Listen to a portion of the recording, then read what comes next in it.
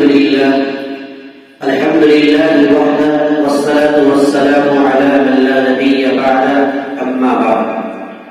فقد قال الله تبارك وتعالى في القرآن المجيد والفرقان الحميد فأعوذ بالله من الشيطان الرجيم بسم الله الرحمن الرحيم إن عدة الشهور عند الله 12 شهرا في كتاب الله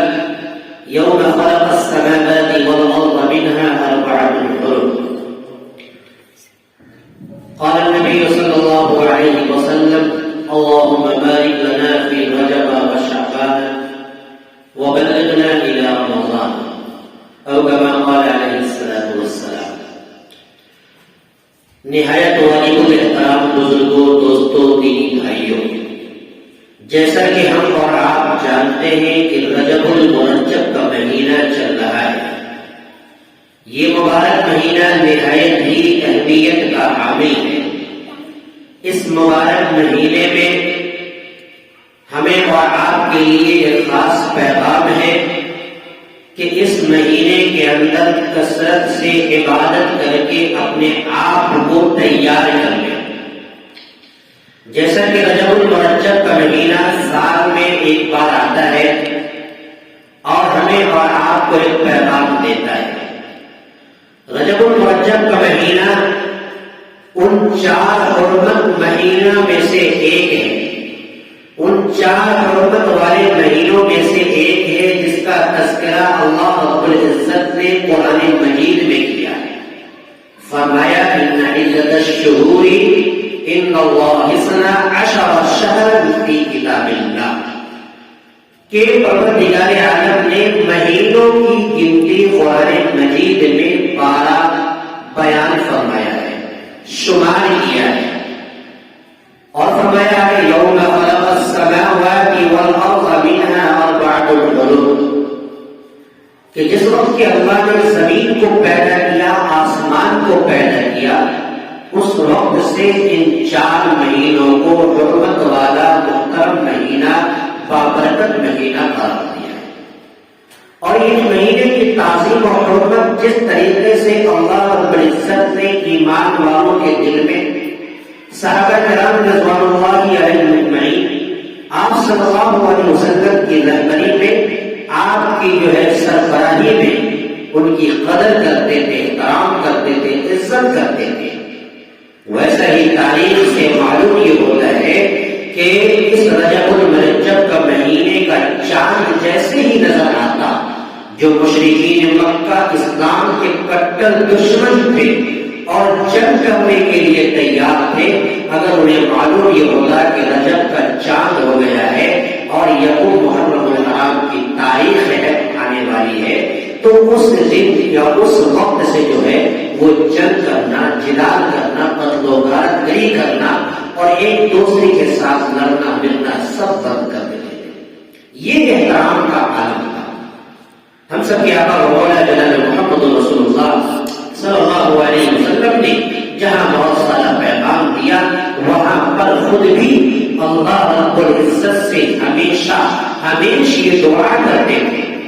اور یہ کہتے تھے کہ جب بھی رجب کا مہینہ آتا، باری تعالیٰ سے یہ دعا کرتے اللہم بارک لنا فی رجب وشعبان وبلغنا رمضان کہ اے باری تعالیٰ، اے پروردگار عالم، آپ رجب کے مہینے میں برکت عطا فرما اور شعبان کے مہینے میں برکت عطا فرما اور خیر و خوبی کے ساتھ ہمیں منزل مقصود تک یعنی رمضان المبارک کے مہینے میں پہنچا. یہ اللہ کے رسول صلی اللہ علیہ وسلم کا طور طریقہ رہا ہے اور آپ صلی اللہ علیہ وسلم نے خود بھی عمل کیا اور اپنے ماننے والوں کو، اپنی امت کو بھی بارہا کی ترغیب دیتے رہے اور تلقین کرتے رہے. تو گویا آج ہمارے اوپر بھی یہ لازم بنتا ہے، ضروری بنتا ہے کہ باری تعالیٰ نے ہمیں اور آپ کو رجب المرجب کا چاند دکھایا ہے اور اس مہینہ کو ہمیں اور آپ کو عنایت کیا ہے. ہم بھی اپنی جیتے زندگی آگے کھولی ہے، آج سے یہ دعا کرتے ہیں کہ باری تعالیٰ پروردگار عالم رجب کے مہینے میں اور شعبان کے مہینے میں برکت دے اور خیر و خوبی کے ساتھ رمضان المبارک کے اندر پہنچائے. یہ ہمارے لیے بھی قابل عمل، آپ کے لیے بھی قابل عمل ہے، اور تمام امت مسلمہ کے لیے یہ قابل عمل ہے کہ رجب المرجب کا مہینہ شروع ہو چکا ہے، اس مہینے کی قدر کریں، اس مہینے کا احترام کریں، اس مہینے کو لازم پکڑیں اور اس مہینے کی قدر اپنے دل و جان سے کریں، کیونکہ یہ رجب کا مہینہ نہایت ہی قابل قدر اور قابل احترام ہے۔ بعض لوگ یہ کہتے ہیں کہ رجب کا جو چاند ہوتا ہے، چاند ہونے کے بعد مبارکبادی پیش کرنا یا کسی کو مبارکبادی دینا، رجب کے بارے میں آپ صلی اللہ علیہ وسلم کا کیا پیغام رہا ہے؟ تو میرے دوستوں، میرے بزرگوں، یاد رکھیے کہ آپ صلی اللہ علیہ وسلم سے کبھی بھی اس طرح کی کوئی بات ثابت نہیں ہے کہ آپ رجب کی مبارکبادی پیش کیجیے یا آپ دیگر جو بھی مہینہ ہے اس کی مبارکبادی پیش کیجیے، ایسا کچھ آپ صلی اللہ علیہ وسلم کی شریعت سے، سنت سے کہیں سے ثابت نہیں۔ البتہ صرف اس دعا کے بارے میں تلقین ہے جس دعا کا کثرت سے آقا صلی اللہ علیہ وسلم کے تمام فرماتے تھے، اپنی زبان سے پڑھتے تھے، جو دعا اللہ کے رسول صلی اللہ علیہ وسلم نے پڑھا، اللہم بارک لنا فی رجب و شعبان و بلغنا رمضان، کہ اللہ رجب کے مہینے میں برکت عطا فرما، شعبان کے مہینے میں برکت عطا فرما، اور خیر و خوبی کے ساتھ ہمیں رمضان المبارک تک پہنچا۔ یہ دعا ہے، صرف ہمیں اور آپ کو یہ دعا کثرت کے ساتھ مانگنا چاہیے۔ میں انہی چند باتوں پر اپنی بات کو ختم کرتا ہوں۔ اللہ تعالیٰ سے دعا ہے پروردگار عالم ہمیں بھی آپ کو بھی کہنے سننے سے زیادہ عمل کی توفیق عطا فرمائے۔ آمین۔ وآخر دعوانا